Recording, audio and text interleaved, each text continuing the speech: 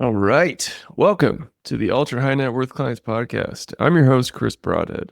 We started this podcast as a way to create a central resource of the best financial advisor practice growing tips shared by the most outstanding advisors in the industry, of which our guest today is definitely one. These outstanding financial advisors agree to be on the show and provide a ton of value for free, all in the hopes that our audience might learn from their words. My father was a financial advisor, and financial advisors are the main clients we serve, so my marketing agency's mission is to help every financial advisor grow their business in an effort to help the world become more financially secure. Today, we have the rare pleasure of talking with an incredible financial advisor, Kevin Kirchheimer. Kevin, can you please introduce yourself and tell us a little bit about you? Okay, thank you. So I'm Kevin Kirchheimer. I'm a private wealth advisor with Ameriprise Financial. I have a CRPC designation. I've been with the team of John L. Myers and Associates since 2008. Over that time, we've grown quite a bit. It's been a lot of fun. At this point, we have 7 locations around upstate New York. We're headquartered in Vestal, New York, which is near Binghamton. And we have other big offices in Syracuse, Oswego, Skaneateles, and Cortland, and then a couple smaller offices in Canastota, New York, and Malta, New York. I'm a published author. Recently published a book called The Millionaire's Confidence Cure. I'm a certified Colby consultant, an Ironman triathlete, and to use the language from EOS, I am our team's visionary. I, again, joined the team back in 2008 while still studying finance at Binghamton University shortly after I turned 20, and also in the midst of the Great Recession. So it was kind of a crazy time all around. And I became a partner in the practice back in 2015, and it's been exciting. We've grown a lot. We've implemented EOS, as I kind of alluded to before, which is the entrepreneurial operating system. And that's been a great engine for growth for the team. It's been great to be part of a team that's grown a lot over the years. Before being in practice here, I had an experience in corporate America. I worked at a government defense contractor, and I quickly knew that was not the life for me. And I loved getting the opportunity to hook up with John Myers here, our team's founder. And he took me under his wing, guided me, and it's been a wonderful career these last 16 years. Mm-hmm. Wow. Okay. Lot to unpack there. I worked for NASA for my first job with a lot of government contractors. And I can agree with you. I was like, this is not the job for me. No. I think it's easy to get lost in that kind of a world. And I really value being part of a small family-run business here that's grown a lot. Just again, been a lot of fun. It's exciting. Mm-hmm. Awesome. So before we dig into a lot of this really interesting points you just mentioned, can you tell me how you found yourself in this industry? How did you decide this was your path? I can think of a couple of kind of watershed moments from growing up where I had early exposure to the world of finance, and I really liked it from a young age. I was in middle school when I read the book The Millionaire Next Door by Thomas Stanley and William Danko, and that was really a game changer for me. And I can remember reading that as a young teenager and thinking, boy, if this book needs to exist, right? If there's people out there who will benefit from reading this, there's probably a career. And I didn't know it at the time, but the career of financial advisor. So after reading that, I was just really interested in business and money. So I took all of the courses that my high school offered, went into Binghamton University studying accounting actually as a freshman, and changed my major to finance as a junior. And it was kind of fortuitous. I got into a conversation with John Myers, our founder, through a really good friend of mine. And he offered me an internship. And through some change that his business was going through, the internship quickly became a part-time job. And I wound up working with John for like 30 hours a week, during my junior and senior year at Binghamton University. I got licensed before senior year, and it was a really cool combination of like on the job training, real world stuff here in the office, in conjunction with the formal education I was getting through coursework at Binghamton University. And so it was just like an awesome intro into the business.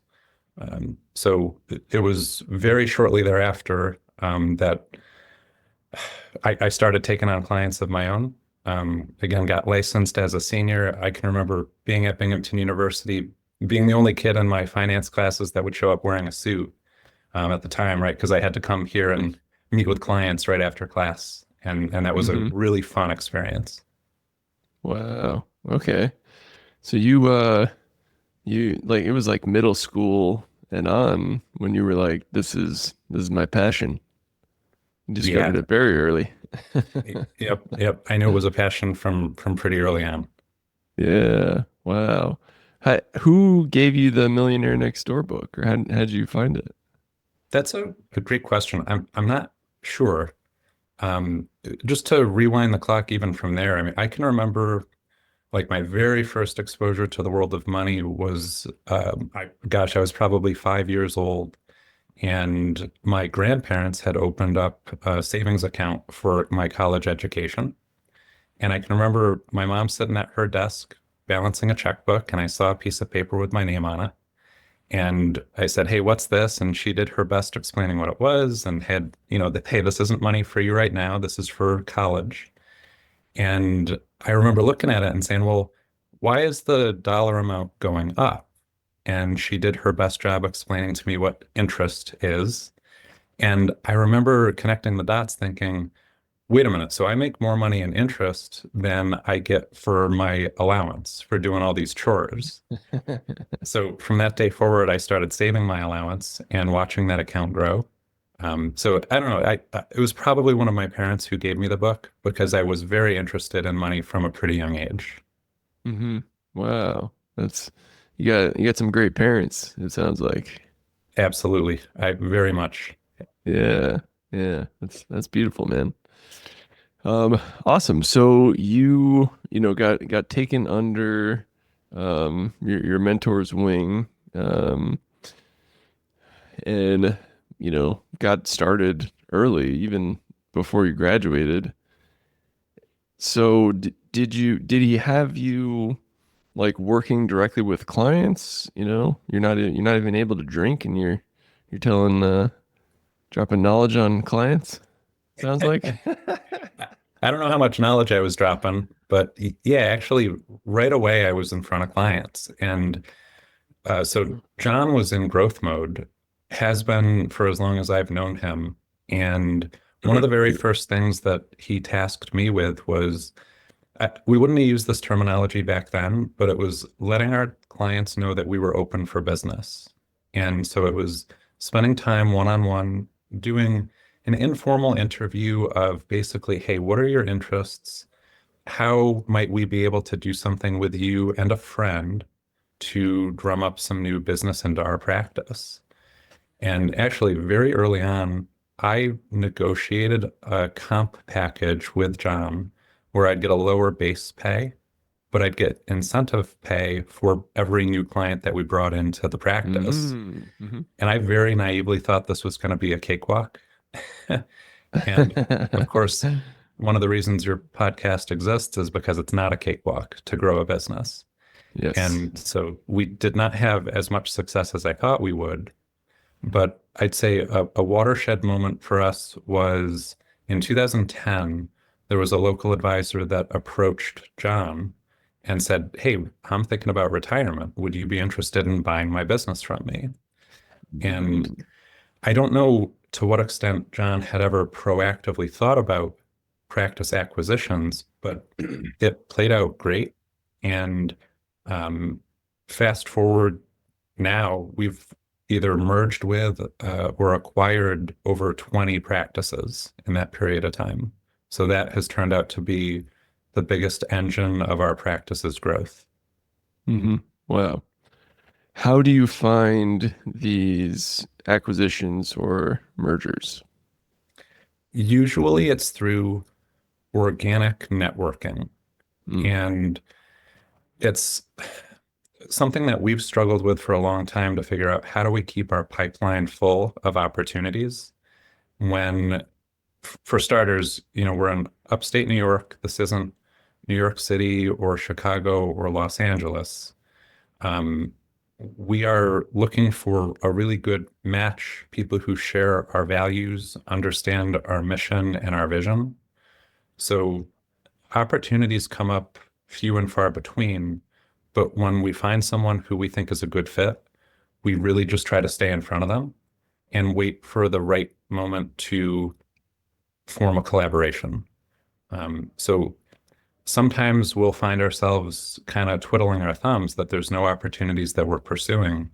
And then sometimes there might be half a dozen advisors who approach us in a short period of time. So that makes things just a little bit challenging. We're always trying to plan capacity.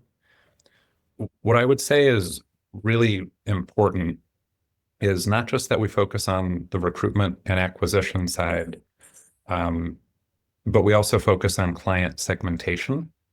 There are absolutely practices out there that do more acquisition than we do. And I think there's also practices out there who do a much more thorough job with client segmentation than we do. But we exist at the cross section between those two. We're better at most at recruitment and acquisition, and we're better than most at segmentation. And if we weren't keeping both of those things constantly in motion, always improving our processes, I think the whole thing might fall apart. So it's finding a balance between kind of drinking out of a fire hose for a period of time and then making sure that we're not sitting idle for too long. got it. And by segmentation, do you mean advisors with practices with similar clients to who you're already serving?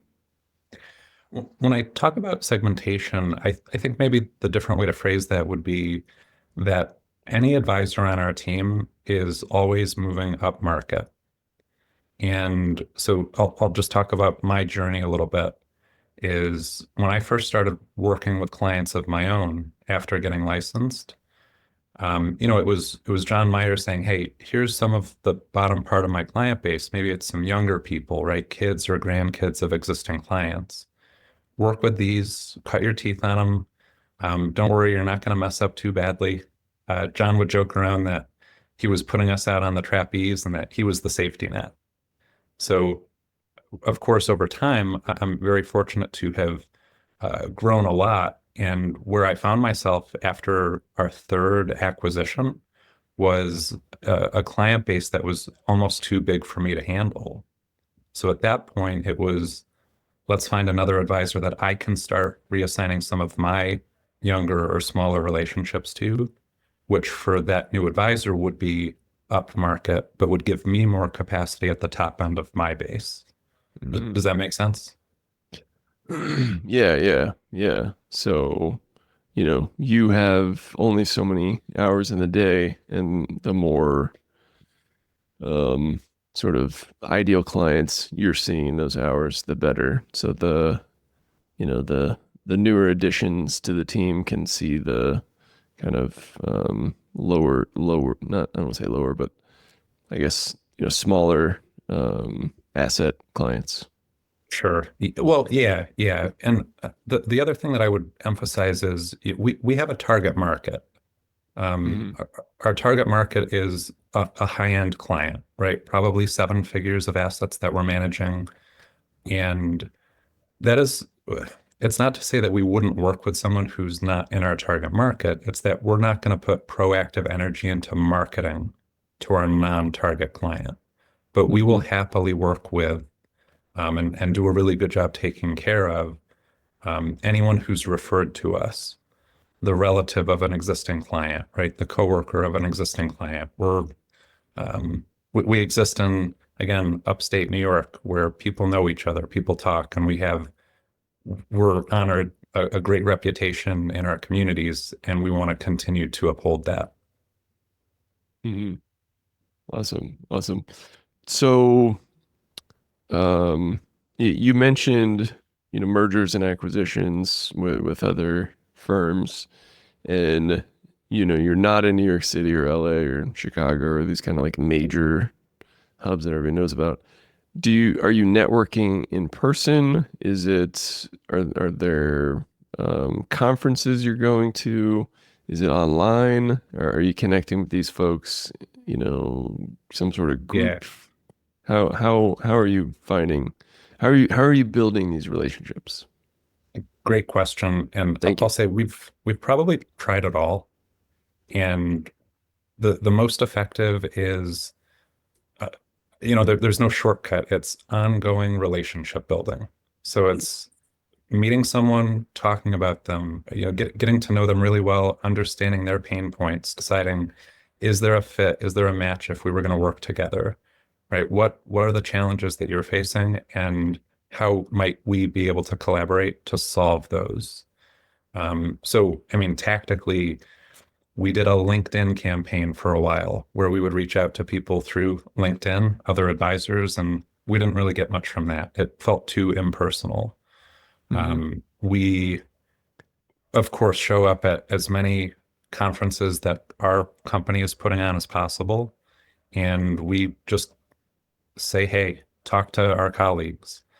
The world of Ameriprise is excellent. The community of advisors is real easy to get along with because I think we have shared values and want to collaborate together.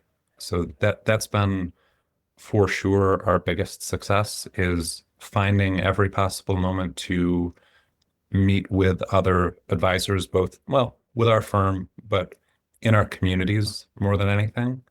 At an FPA meeting, for example, that would be another way that we could make that initial contact. Okay, awesome.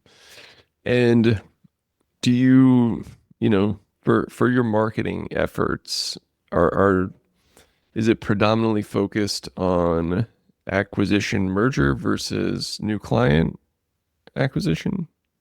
If you had to measure how much growth over the last 15 years came from acquisition and merger versus organic growth, more than half of it for sure has come from the merger acquisition side of things. But Hmm. once we have a new book of business that we're working with, we're going to market to them. We're going to implement solutions that we think are in our client's best interest. And the idea would be that by us doing a really good job systematically taking care of our target market client, that they're going to refer new business to us. The biggest challenge, I think, in what I just said is letting our target market know that we're open for business. And so another specific tactic that I've had amazing success with for the last 10 plus years is the use of Invesco's Preferrals script. So Invesco Preferrals is a really friendly way of asking for a referral. And I think what sometimes we forget is that even if we're doing a great job taking care of our clients, they don't necessarily know that we want a referral. And it's Mm-hmm. through number one, demonstrating amazing value added, right? Like I've done a great job presenting a financial plan to a client and they express, hey, that was awesome. I wasn't looking at it this way before, but you've connected the dots in a way that I wasn't thinking about. Now I have an opening to say, hey, there's people out there like you who maybe they're working with a broker. Maybe they don't have a relationship with a financial advisor at all. But I find a lot of people haven't had this type of discussion. And for that reason, if there's anybody that you care about that you think could benefit from a similar conversation, I'd be honored to talk to them. And I'll use an analogy of, well, so I call it a 5 a.m. moment. So a 5 a.m. moment is what happens when I'm going to use sports as an example, right? I'm a triathlete. Is I'm going to go for a nice long run first thing in the morning. So I go to bed, I set my alarm for 5 a.m. And what happens at 5 a.m. when that alarm starts going off, right? There's at least a moment, sometimes more than one moment of pain and a decision of should I get up or should I hit snooze, right? maybe my calf hurt a little bit last night. Maybe I should just sleep in. And if you have the best intentions, right? You're training for your first 5K. Your mind knows you want to do it, but your legs don't know you want to do it yet. You have to train your legs. You got to show up. You got to put in the work, do the workout. Just like that with asking for a referral, in your mind, you know you want to grow your business. The first time you ask for a referral, you're not going to see a game-changing result. But if you consistently show up, ask for referrals over and over and over, after a number of years, you're going to see results. Just like if you keep up with those 5 a.m. workouts, your legs are going to get stronger, you're going to get faster. So it's, I think, a game of consistency. It's a great example. Thanks. Yeah. And believe me, when it comes to training, I have 5 a.m. moments all the time where I'm doing battle with the snooze button. Snooze is the worst invention ever. Yeah. Yeah. I hate when you hit the snooze and then it immediately you're like, oh, it's already going off again. Yeah. Yeah, that's a tough time. Wow. Well, you seem just incredibly well read and knowledgeable on these incredibly helpful strategies. Are you just like a voracious reader? How do you know all this stuff? EOS, referrals, Millionaire Next Door? Yeah. I am a student of Strategic Coach. Strategic Coach is an entrepreneurial coaching program led by Dan Sullivan. Mm-hmm. And so I'm just ever grateful to, again, our founder, John Myers, for taking me under his wing so early on in my career and taking me to strategic coach workshops.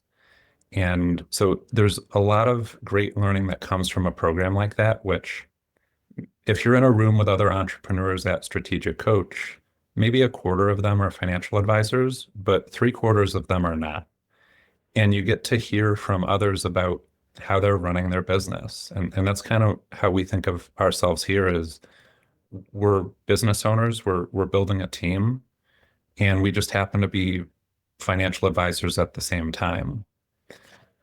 With that in mind, just for example, the entrepreneurial operating system was introduced by a book by Gino Wickman called Traction. And Mm-hmm. I would recommend Traction to anyone who's looking to up their game and get more out of their business.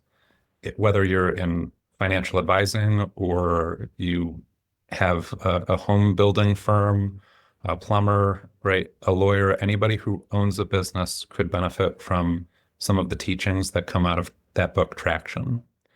Mm-hmm. So again, like that came from Strategic Coach. A lot of, well, I mentioned right at the top of our conversation here that I'm also a Kolbe certified consultant. Kolbe is a measure of one's striving instincts. So it's not a personality test. It's not a measure of intelligence, but it's asking, hey, if you were left to solve a problem and you're motivated to solve it, how would you initiate action? We know the Kolbe A index of every person on our team, and we think that's really essential for team success and for personal growth, is that we're putting our people in a position to be really successful. So I don't know, I think about just the cross section that I've been fortunate enough to be at between, again, having John Myers as a mentor who took me under his wing and some of the learnings that I picked up along the way from Strategic Coach and the learnings of how the human mind works from Kathy Kolbe. Right? There's a lot of cool stuff that has happened, and I like to think that our team and our clients have benefited as a result. Mm-hmm. Wow. That's awesome. Can you talk about the impact that EOS and Traction and Strategic Coach have had on the growth of your practice and how that has helped?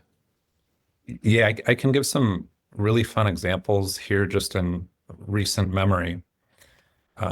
Just to rewind the clock again, too, when I joined the practice back in 2008, we were producing a little less than $500,000 in revenue. And right now we're just crossing over 11 million. And we managed back again in 2008, roughly 40 or 50 million dollars. And right now we're a little over 1.6 billion. And our team, of the original group of people, I was, person number 4. And right now we have 32 people on our team. Wow. We work with, back then, we had about 200, 300 clients, something like that. And now we have a little over 3,000. So I say all that just like we've grown a lot, but one of the mantras that John Myers and I have repeated over the years is it kind of always feels like we're just getting started. And so recently, with the help of EOS, with the help of Strategic Coach and thinking about the future, we've rolled out a new program that we're calling JLMA Pods. So JLMA short for John L. Myers and Associates.